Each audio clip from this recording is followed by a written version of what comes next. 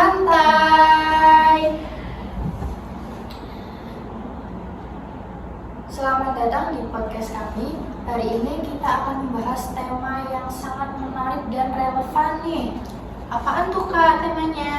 Yaitu harmonisasi agama dan sains di UIN Kyai Haji Abdurrahman Wahid Pekalongan, khususnya dalam konteks mahasiswa program studi ekonomi syariah. Sebelum ke pembahasan, kita enaknya perkenalan dulu nggak sih Kak? Iya dong, tak kenal maka tak sayang. Betul banget. Perkenalkan, saya Dia, salah satu dari program studi ekonomi syariah. Dan saya Laila Faizia Ariyanti dari program studi ekonomi syariah. Nah, sebagian orang itu kan berpikir bahwa sains dan agama itu kan bertentangan. Tetapi apakah benar seperti itu? Apakah keduanya itu sebenarnya dapat saling melengkapi dalam membantu kita memahami realitas? Nah, di podcast ini kita itu bakal jawab pertanyaan-pertanyaan yang seperti itu nih teman-teman, membahas konflik dan mengeksplorasi harmoni di antara keduanya. Untuk memulai, mari kita lihat bagaimana sih hubungan antara sains dan agama dari perspektif sejarah. Di masa lalu, itu sains dan agama sering berjalan bersama. Misalnya, di dunia Islam pada abad ke-8 hingga ke-13, itu para ilmuwan seperti Al-Farabi, Ibnu Sina, dan Al-Khwarizmi itu memadukan keimanan mereka dengan ilmu pengetahuan. Di Eropa, gereja mendirikan banyak universitas yang menjadi pusat penelitian ilmiah. Namun nih guys, di sisi lain, kita juga melihat konflik seperti kasus Galileo Galilei yang dipaksa menarik pandangannya tentang heliosentrisme oleh gereja Katolik. Nah, pertanyaannya itu adalah apakah konflik seperti ini itu menunjukkan bahwa sains dan agama itu tidak bisa berdamai, atau ini hanya interpretasi manusia terhadap keduanya, Kak? Wah, aku nggak tahu nih. Untuk menjawab pertanyaan tersebut, mari kita undang teman-teman dari mahasiswa UIN Gusdur nih guys untuk menjawabnya. Mari kita sambut kakak-kakak dari Universitas UIN Gusdur Pekalongan. Halo Kak. Nah, gimana nih kak kabarnya Kak? Alhamdulillah, baik sekali. Gimana nih kuliahnya? Apakah lancar? Lancar. Pusing nggak? Pusing banget. Semangat ya kak. Kalian juga ini nggak sih? Iya dong Kak, pusing banget nih. Tugasnya banyak banget, sumpah. Nah nih kak, seperti yang kita tahu kan, kalian kan mahasiswa UIN Gusdur nih. Di UIN Gusdur itu kan harmonisasi itu udah menjadi bagian dari integrasi dari kurikulum pendidikan. Nah, menurut kalian apa sih yang dimaksud dengan harmonisasi sains dan agama tersebut? Nah, sebelum kalian bertanya tentang hubungannya dengan ekonomi Islam, kita mau jelasin dulu nih apa itu harmonisasi sains dan agama dalam perspektif Islam. Apa tuh kak? Hubungan antara sains dan agama dalam perspektif Islam adalah topik yang sangat menarik dan sangat penting, mengingat bahwa Islam itu memiliki pandangan yang sangat menghargai ilmu pengetahuan dan menganggapnya sebagai jalan untuk memahami ciptaan Allah. Berikut ada beberapa poin yang sangat penting yang dapat digunakan untuk memahami hubungan antara sains dan agama dalam perspektif Islam itu sendiri. Ini akan dijelaskan oleh Mbak Vita. Nah, yang pertama ada ilmu sebagai perintah Tuhan. Perintah mencari ilmu dalam Al-Quran, Allah seringkali mengaitkan pencarian ilmu dengan perintahnya. Salah satu ayat yang terkenal adalah dalam surat Al-Alaq ayat 1-5, yaitu bunyinya, bacalah dengan menyebut nama Tuhanmu yang menciptakan. Dia telah menciptakan manusia dari segumpal darah. Bacalah dan Tuhanmu yang maha pemurah, yang mengajar manusia dengan pena, mengajarkan manusia apa yang tidak diketahuinya. konsep ilmu dalam Islam sendiri, Islam menempatkan pengetahuan sebagai bagian penting dalam kehidupan umat manusia. Nabi Muhammad juga mengatakan menuntut ilmu itu wajib bagi seorang muslim. Itu ada dalam hadis riwayat Ibnu Majah yang menunjukkan bahwa Islam mendorong umatnya untuk menuntut ilmu, baik ilmu agama maupun ilmu dunia. Nah, yang kedua ada sains dan tanda-tanda kebesaran Allah. Dalam melihat alam sebagai tanda, dalam ayat Al-Quran banyak sekali, dan Allah mengajak umat manusia untuk merenungkan alam semesta, termasuk langit, bumi, hewan, tumbuhan, dan fenomena alam lainnya sebagai tanda-tanda kebesarannya. Sains dalam perspektif Islam adalah alat untuk yang lebih memahami ciptaan Allah. Ada contoh Al-Quran di surat Ali Imran ayat 190. Sesungguhnya dalam menciptakan langit dan bumi dan bergantian malam dan siang terdapat tanda-tanda bagi orang yang bersaksi. Ilmu juga sebagai jalan untuk menyaksikan keagungan Allah. Dalam Islam, pengetahuan tentang alam semesta dianggap sebagai jalan untuk lebih mendekatkan diri kepada Allah. Oleh karena itu, sains agama bukanlah dua hal yang terpisah, tetapi justru saling melengkapi. Ilmu pengetahuan membantu kita untuk mengagumi ciptaan Tuhan dan memperkuat iman kita. Nah, selanjutnya ada sains dalam sejarah Islam. Zaman keemasan Islam selama abad pertengahan dan dunia Islam menjadi pusat peradaban ilmiah dengan banyak ilmuwan muslim yang memberikan kontribusi besar dalam berbagai bidang seperti astronomi, matematika, kedokteran, dan filosofi. Beberapa ilmuwan terkenal seperti Al-Khwarizmi, Ibnu Sina, Al-Razi, dan Al-Biruni mengembangkan banyak teori dan temuan yang kemudian mempengaruhi perkembangan sains modern. Hubungan ilmu dan iman, banyak ilmuwan muslim di zaman keemasan ini tidak melihat sains dengan agama sebagai dua hal yang bertentangan. Sebaliknya, mereka melihat sains sebagai cara untuk memahami kebesaran Allah dan mewujudkan prinsip-prinsip Islam dalam kehidupan sehari-hari.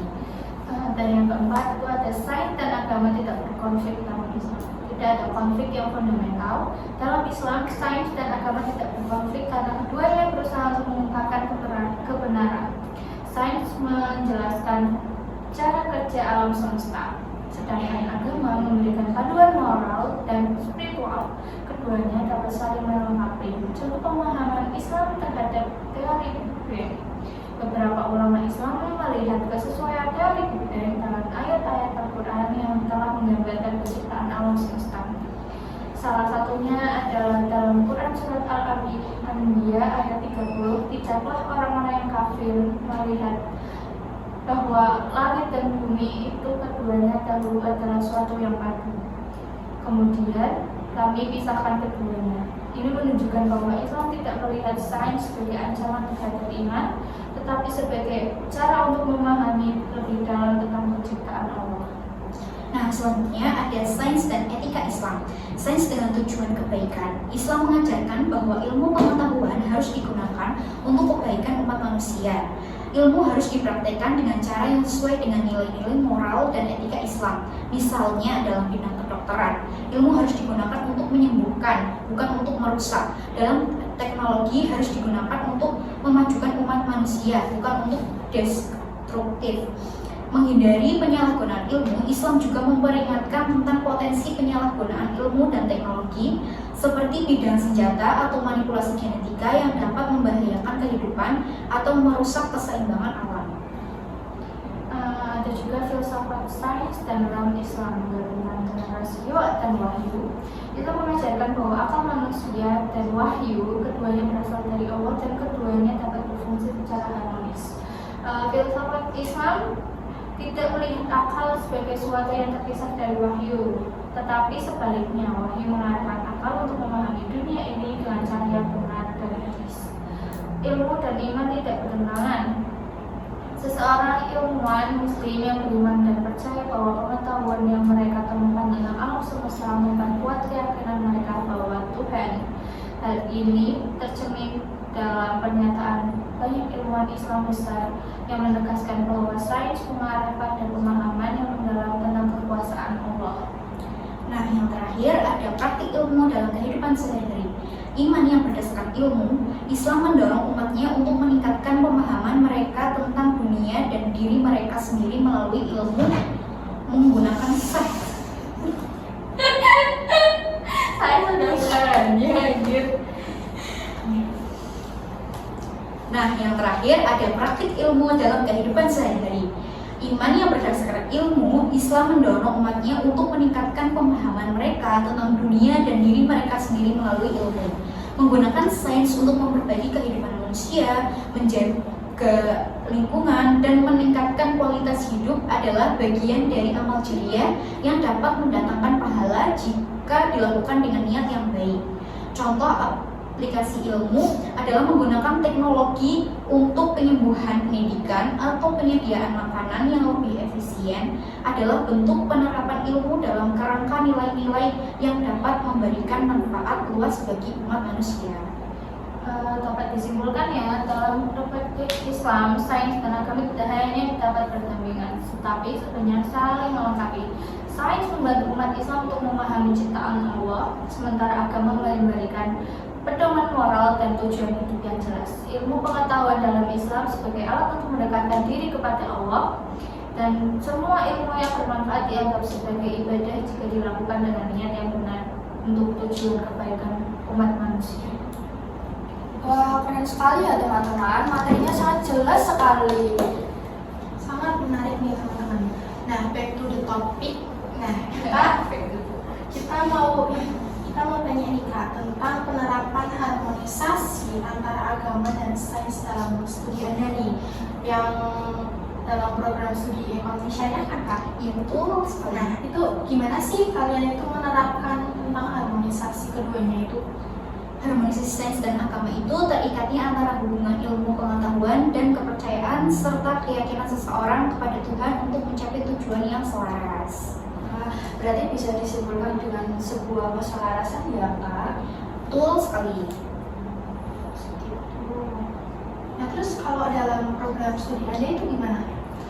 Dalam kuliah saya, terutama pada mata kuliah ekonomi Islam, kami diajarkan untuk memahami hubungan antara teori ekonomi dengan prinsip-prinsip syariah. Misalnya, kami belajar bahwa keuangan syariah tidak hanya memenuhi aspek hukum, tetapi juga etika dan moralitas. Ini membantu saya melihat bagaimana ilmu pengetahuan modern dapat berfungsi dalam kerangka agama.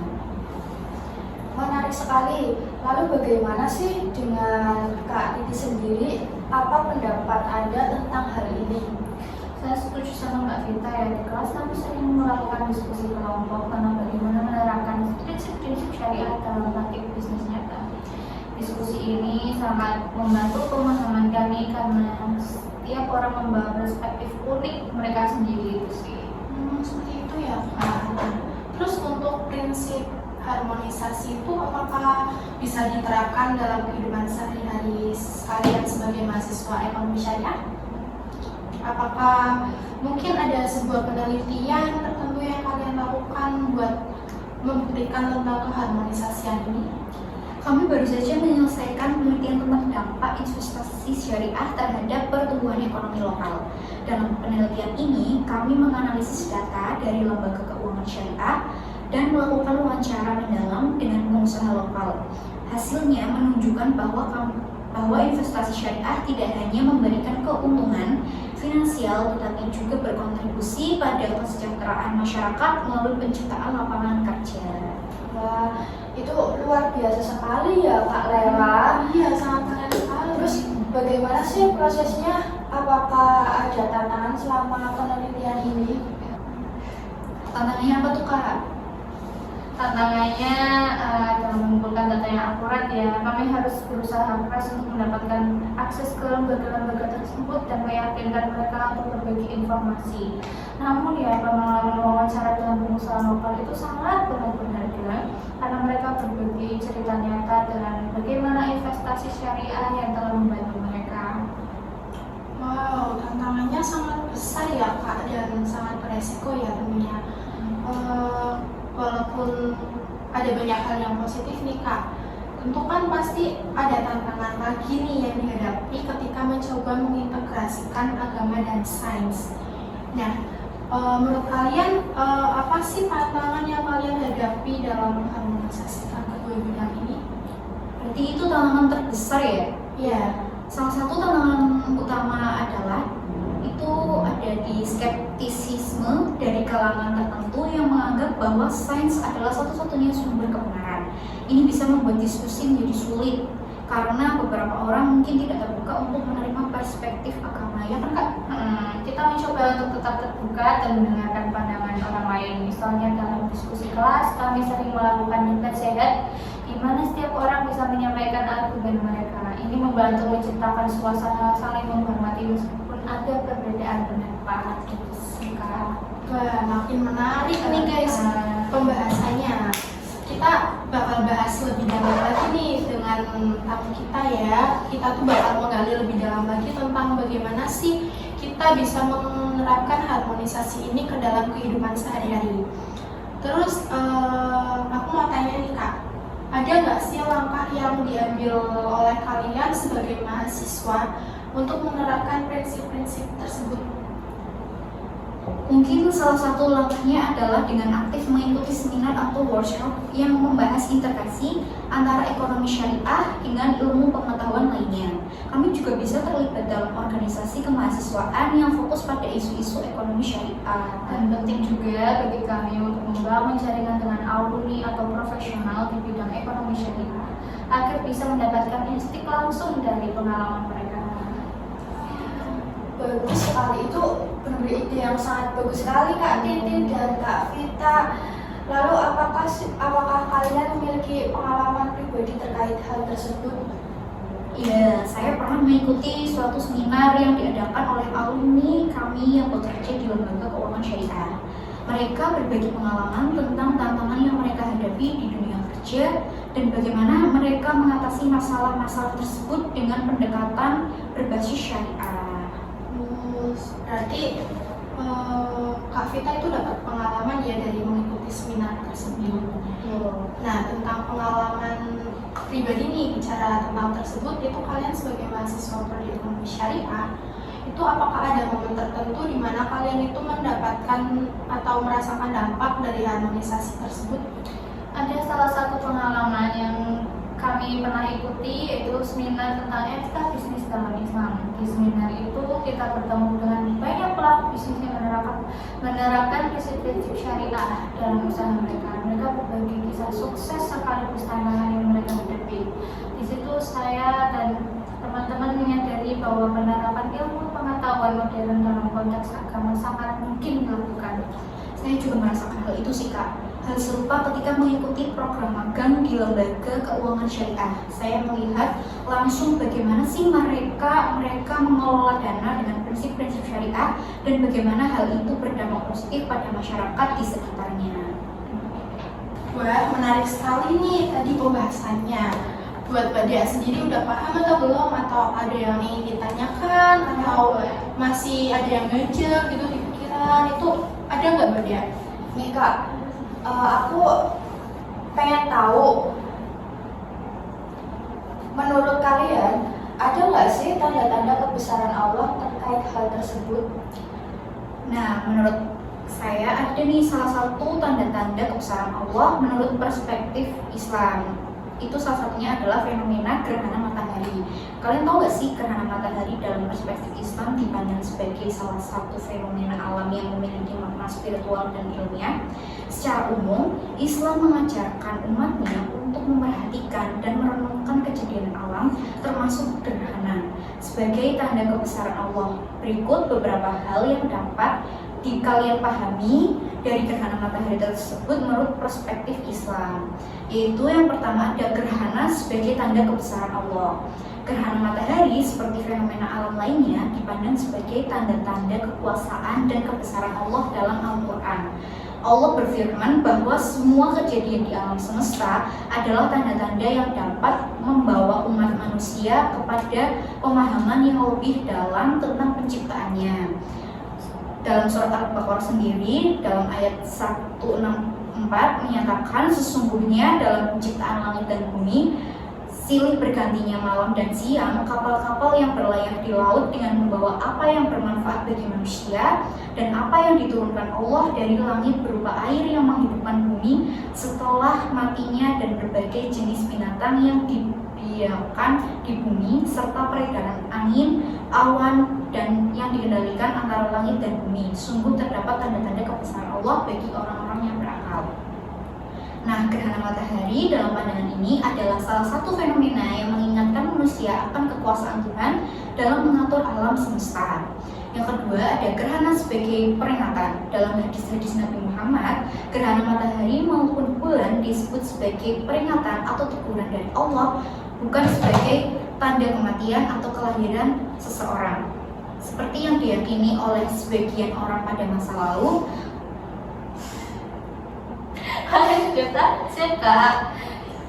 Yang kedua, ada gerhana sebagai peringatan. Itu dalam hadis-hadis Nabi Muhammad, gerhana matahari maupun bulan disebut sebagai peringatan atau teguran dari Allah. Yang kedua, ada gerhana sebagai peringatan. Dalam hadis-hadis Nabi Muhammad, gerhana matahari maupun bulan disebut sebagai peringatan atau teguran dari Allah, bukan sebagai tanda kematian atau kelahiran seseorang, seperti yang diyakini oleh sebagian orang pada masa lalu. Nabi Muhammad menjelaskan bahwa gerhana terjadi bukan karena kematian atau kelahiran seseorang, melainkan sebagai tanda kebesaran Allah yang mengatur segala sesuatu. Salah satu hadis yang diriwayatkan oleh Bukhari dan Muslim menyebutkan, sesungguhnya matahari dan bulan adalah dua tanda dari tanda-tanda kebesaran Allah. Gerhana keduanya tidak terjadi karena kematian atau kelahiran seseorang. Oleh karena itu, apabila kalian melihatnya, maka berdoalah kepada Allah dan sholatlah. Nah, yang ketiga ada sholat gerhana. Islam mengajarkan untuk melaksanakan ibadah khusus ketika terjadi gerhana bulan atau matahari. Sholat gerhana adalah bentuk ibadah yang dilakukan oleh umat Islam sebagai respon terhadap fenomena gerhana. Sholat ini biasanya dilakukan dengan 2 rakaat, masing-masing terdiri dari 2 ruku dan diiringi dengan doa-doa khusus yang memohon ampunan serta rahmat Allah. Nabi Muhammad SAW pernah melaksanakan sholat gerhana bersama para sahabatnya ketika terjadi gerhana matahari. Ini menunjukkan bahwa peristiwa alam seperti gerhana harus disikapi dengan sikap khusyuk dan doa kepada Allah. Yang keempat, ada menghadapi gerhana dengan doa dan penyerahan diri kepada Allah. Berdasarkan ajaran Islam, ketika terjadi gerhana, umat Islam dianjurkan untuk memperbanyak doa, zikir, dan bersedekah. Hal ini bertujuan untuk menyadarkan diri akan kebesaran Allah serta sebagai bentuk penghambaan atau ketundukan kepadanya. Yang kelima, ada pemahaman ilmu dalam Islam. Islam juga tidak menghalangi umatnya untuk mempelajari fenomena alam secara ilmiah. Dalam sejarah para ilmuwan Muslim seperti Al-Batani dan Ibnu Al-Haytham telah memberikan kontribusi besar dalam bidang astronomi, termasuk kajian tentang gerhana. Oleh karena itu, mempelajari fenomena gerhana secara ilmiah untuk memahami hukum alam yang ditetapkan oleh Allah juga merupakan hal yang dihargai dalam Islam. Nah, jadi kesimpulannya, gerhana matahari dalam perspektif Islam dipandang sebagai tanda kebesaran Allah, bukan sebagai peristiwa yang membawa nasib buruk. Sebagai umat Islam, kita dianjurkan untuk melihatnya dengan penuh renungan dan rasa syukur kepada Allah, melaksanakan sholat gerhana, memperbanyak doa, dan terus belajar tentang ciptaan Allah. Wah, keren sekali. Terima kasih sudah dijawab pertanyaanku, Kak Desvita Amelia. Sama-sama. Mungkin dari Kak Titi sendiri, apakah ada tambahan? Ada dong, tentu ada. Mari kita bahas tentang harmonisasi sains dan agama dalam fenomena dua air laut yang tidak bersatu. Seperti Apa tuh, Kak? Seperti apa tuh, Kak? Seperti hubungan siapa tuh, Kak? apa ini hubunganku dengannya? Kasihan banget sih. Gimana itu, Kak? Ya, gimana lagi ya? Sulit ini. Sulit. Dia jauh di sana, Sedangkan kamu di di sini. sini ya. Sabar dia, guys. Langsung. Ya itu ya tadi fenomena dua air laut yang tidak bersatu. Salah satu keajaiban alam yang sering kita bertanya-tanya adalah fenomena itu ya, dua perairan laut yang berbeda bertemu namun tidak tercampur. Aduh, Kacau. kacau Laut aja mati karena dia tidak bisa menyatu. Tapi tetap bertemu Di titik yang berbeda. bukan dia. Fenomena ini biasa ya kita temui di berbagai tempat. Salah satunya ada di Selat Gibraltar. Itu menurut penjelasan sains ya, memberikan penjelasan logis mengenai fenomena ini. Perbedaan salinitas suhu dan kepadatan air dari kedua perairan inilah yang menyebabkan mereka tidak bersatu dan mudah bercampur. Tidak mudah bersatu bercampur itu maksudnya ya. Bayangkan seperti minyak dan air yang tidak bisa menyatu dalam satu wadah dan seperti saya dengannya. Waduh. Tidak bisa menyatu. Salinitas adalah kandungan garam dalam air laut yang berbeda-beda. Perbedaan salinitas inilah yang mempengaruhi kepadatan air. Dan suhunya, perbedaan suhu juga mempengaruhi kepadatan airnya, guys. Air dapat lebih dingin dan cenderung lebih padat. Arus laut juga berperan, guys, dalam menjaga pemisahan dalam antara kedua perairan. Dalam perspektif agama itu sendiri, fenomena ini itu seringkali dimaknai sebagai tanda kebesaran Tuhan. Ayat-ayat suci dalam Al-Quran misalnya menyebutkan tentang dua laut yang bertemu namun tidak saling melampaui. Itu dalam Quran surat Ar-Rahman ayat 19-21, dan dialah yang memberikan dua laut mengalir dan berdampingan, dan yang satu tawar, segar, dan yang lainnya asin lagi pahit. Pahit seperti hubungan dia, guys. Pengalaman pribadi ya, dan dia mengharmonisasikan sains dan agama. Enggak apa-apa, Kak. Gak apa-apa Kak, lanjut aja Kak. Lanjut aja Kak. Lanjut aja Kak. Gak apa-apa Kak. Lanjut aja, Kak. Santai, Kak. Kalau Yuk, kita kita podcast apa? santai, kita kan namanya aja kan NDS ya. Duduk santai. Jadi jangan mengganggu ya Kak. Nah, kita ulang lagi ya, apa gimana nih Kak?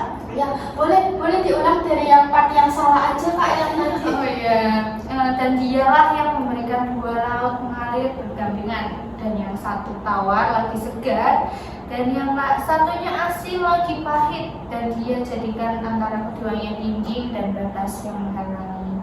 Jadi harmonisasi sains dan agama sebenarnya itu tidak perlu bertentangan. Dalam fenomena dua air laut ini, kita bisa melihat bagaimana sains memberikan penjelasan ilmiah yang logis, sementara agama memberikan makna spiritual yang mendalam. Keduanya saling melengkapi. Sains membantu kita memahami alam semesta secara rasional, sedangkan agama memberikan makna dan tujuan hidup. Tanda kebesaran Tuhan, fenomena ini juga sebagai pengingat dan akan kebesaran Allah akan menciptakan alam semesta yang segala kompleksnya gitu ya. Kita juga diajak untuk menghargai alam baik dari perspektif sains maupun agama. Kita juga diajak untuk menghargai dan menjaga pelestarian alam. Kesimpulannya kita dapat disimpulkan ya, salah satu bukti keindahan dan kompleksitas alam semesta ini menggabungkan perspektif sains dan agama. Kita dapat memperoleh pemahaman yang lebih utuh dan mendalam tentang alam semesta dan tempat kita di dalamnya. Bagus sekali, nggak kalah menarik dari Mbak Devita ya guys. Sama-sama materinya tuh jelas dan sangat-sangat mudah dipahami nih. Iya. Nah, guys, menurut kalian itu sendiri bagaimana sih harmonisasi sains dan agama itu dalam fenomena alam atau apapun? Ada nggak dari kalian yang menurut kalian contoh-contoh lainnya tentang fenomena-fenomena alam? Kan tadi kita udah jelasin nih kan, sekarang kita kalian hostnya. Ayo kita jadi penanya kalian. Boleh bisa dijawab terlebih dahulu oleh Mbak Laila. Kalau aku sih ya, aku tuh pernah dengar tentang fenomena El Nino sama La Nina. Itu kalian tahu nggak? Belum tahu nih Kak. Coba dong. Jelasin kita penasaran nih. Gini nih, El Nino itu sebuah fenomena iklim yang terjadi ketika suhu permukaan laut itu di bagian tengah dan timur Samudra Pasifik itu meningkat secara signifikan nih. Jadi kayak fenomena ini tuh biasanya terjadi setiap 2 hingga 7 tahun sekali dan dapat berlangsung selama beberapa bulan atau lama juga ya, Kak. bahkan bisa lebih dari 1 tahun nih. Wow. Terus kalau buat La Nina itu tuh kebalikannya. La Nina tuh fenomena yang ditandai dengan pendinginan suhu permukaan laut di Samudra Pasifik. La Nina itu seringkali mengikuti El Nino dan memiliki efek yang berbeda. Jadi kayak El Nino tuh ibaratnya musim kemarau dan La Nina tuh musim hujan. Jadi kayak pergantian cuaca gitu. Terus kalau buat La Nina sama El Nino sendiri itu dalam perspektif ilmiah itu sains menjelaskan bahwa fenomena El Nino dan La Nina itu melalui pemodelan iklim dan pengamatan data meteorologi itu memberikan pemahaman yang lebih baik tentang pola cuaca global dan bagaimana interaksi antara kedua atmosfer dan lautan itu dapat mempengaruhi iklim. Nah, sedangkan kalau dalam perspektif agama itu perubahan cuaca ekstrim ini tuh bisa menjadi pengingat bagi kita tentang tanda-tanda kebesaran Allah seperti yang tadi sudah dijelaskan sama Afita maupun Kak Titi. Itu kan ada masing-masing bencana ya, banyak banget. Nah, ini juga perubahan iklim yang ekstrim ini tuh juga termasuk sebuah bencana ya Kak, soalnya kan itu secara ekstrim ya, Ekstrim. secara brutal gitu loh Kak. Seperti cintanya padamu. Nah, Brutal banget. Nah, kalau dari harmonisasinya sendiri itu sains itu dapat membantu umat manusia beragama itu kan memahami dampak lingkungan dari perilaku manusia. Nah, sedangkan ajaran agamanya itu dapat mendorong tindakan untuk menjaga lingkungan. Jadi kayak kita tuh didorong untuk menjaga lingkungan, misalnya jangan membuang sampah sembarangan karena kan itu bisa menyebabkan Banjir. salurannya kan mampet jadinya. Nah, itu kita bisa belajar dari situ. terus itu kan memotong pohon, Menebang Iya. pohon sembarangan itu juga ilegal banget ya nanti bakal longsor. Nah, tanpa melakukan reboisasi Iya. itu kan sangat amat salah ya kan. Terus untuk kesimpulannya itu menurut aku fenomena kedua ini itu memberikan kesempatan bagi kita untuk yakin dengan kekuasaan Allah dengan memahami kedua ini itu secara bersamaan. Itu kita tidak hanya dapat menghargai kompleksitas alam, tapi juga kita dapat memperdalam komitmen untuk menjaga lingkungan hidup. Ya, dalam konteks perubahan iklim ini itu sangat penting untuk menciptakan kesadaran kolektif dan bertanggung jawab kita terhadap bumi sebagai bagian dari Tuhan. Oh, jadi begitu kalau menurut Kak Laila. Apa tadi Kak? El Nino Dan El Nino. Oh, jadi kayak salah Kak. Apa? El Nino dan La Nina. Oh, La Nina. Iya. La Nina dan El Nino. Ya, Nino anaknya kuya-kuya itu loh. sekarang menurut Mbak Dea atau Kak Dea Yang apa nih? Fenomenanya Kita pengen tahu nih Kak. penasaran nih Kak. penasaran apa nih yang bakal dibahas oleh Mbak Dea? Aku nih bakal bahas tentang Apa tuh Kak?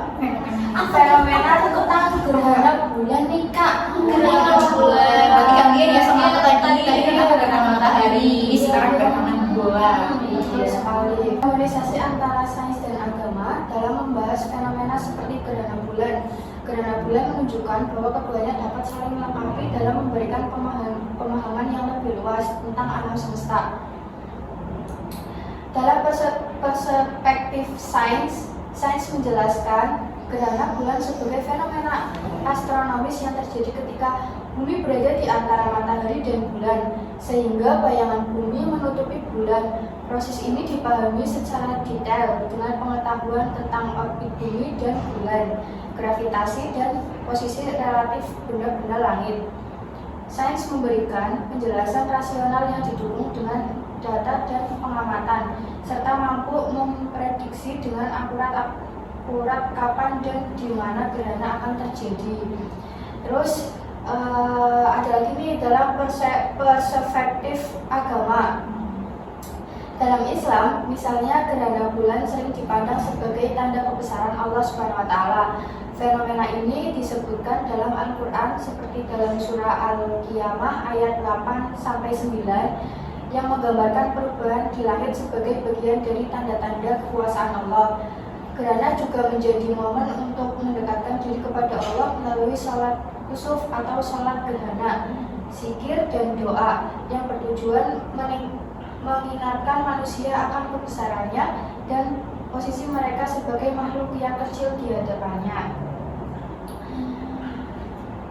Yang pertama nih guys, ada pemahaman kontemporer Komplementer salah semuanya guys.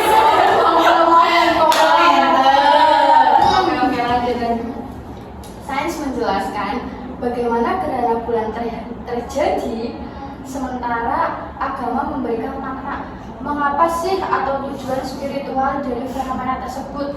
Keduanya tidak saling bertentangan melainkan saling melengkapi. Tidak seperti tadi ya. Aduh, kena terus ya, kena terus dong. Gak apa-apa kok, aku gak apa-apa. Oke guys, yang udah selesai. Masih ada lagi kak? Masih. Sangat panjang. Oke, lanjut. Yang kedua, meningkatkan kesadaran akan kebesaran Tuhan. Penjelasan sains yang rinci mengenai gerhana justru memperkuat kekaguman manusia terhadap pencipta alam semesta. Dalam pandangan agama, pengetahuan ilmiah dapat menjadi sarana untuk lebih mengenal dan mengagungkan Allah. Yang ketiga, Kak tolong dong jangan cepet-cepet gitu. Biar kita tuh Biar kita paham. Tapi ayo kak. mempersingkat waktu tapi jangan cepet-cepet. Penggunaan ilmu untuk ibadah. Prediksi sains tentang waktu gerhana membantu umat Islam untuk melaksanakan ibadah seperti sholat kusuf secara tepat. Hal ini menunjukkan bagaimana sains dapat mendukung pelaksanaan ajaran agama. Refleksinya nih guys, harmonisasi sains dan agama dalam memahami gerhana bulan mengajarkan kita untuk tidak memisahkan ilmu pengetahuan dan spiritualisme. Bukan. Apa Spiritualitas. spiritualitas? Ya itu Sains memberikan pemahaman yang objek, sedangkan agama memberikan makna dan nilai moral. Keduanya, jika dipadukan, dapat memperkaya pandangan manusia tentang alam semesta dan meningkatkan kesadaran akan peran mereka sebagai khalifah di muka bumi. jadi seperti itu ya teman-teman, pembahasan kita udah komplit banget nih dari Mbak Dea yang membahas tentang gerhana bulan, dari gerhana matahari, ada dua air laut yang tidak bisa menyatu, ada El Nina dan La Nina. Jadi kita kurangnya apa ya? Mungkin ada yang tambahan yang mau yang dikasih tahu ke teman-teman yang ada di Mungkin nggak kita Gimana Kak Titi? Ada teman? ingatlah bahwa baik agama maupun sains memiliki peran penting dalam kehidupan kita dan saling melengkapi, keduanya saling membantu kita untuk menjadi pribadi yang lebih baik dan bijaksana. Itu suka. Jadi antara sains dan agama itu keduanya itu sama-sama penting ya Kak. Seperti yang pernah kita baca bahwa sains tanpa agama itu lumpuh dan agama tanpa sains itu buta. Jadi keduanya itu bisa berjalan berdampingan namun tidak saling bertentangan. Iya. Dan ingatlah bahwa baik agama maupun sains itu memiliki peran penting dalam kehidupan kita ya guys ya. Dan saling melengkapi, keduanya dapat membantu kita untuk menjadi pribadi yang lebih baik dan bijaksana. Wow, penjelasannya sangat Bagus sekali ya, sangat menarik ini untuk dijadikan sebagai ilmu pengetahuan kita ya. Gimana Kak Dea? Apakah masih ada yang bingung atau masih bertanya-tanya? Wah, sudah jelas sekali Kak. Menurutku nih tamu kita nih pembahasannya sangat jelas sekali dan keren sekali. Terima kasih ya Kak. Jadi seperti itu ya teman-teman. Baik, terima kasih kepada Kak Desvita Amelia dan Kak Titi Cahyaningrum dari Fakultas Ekonomi dan Bisnis Islam. Terima kasih ya Kak atas wawasan yang sangat berharga ini. Jangan lupa buat ngikutin podcast kami selanjutnya. Sampai jumpa.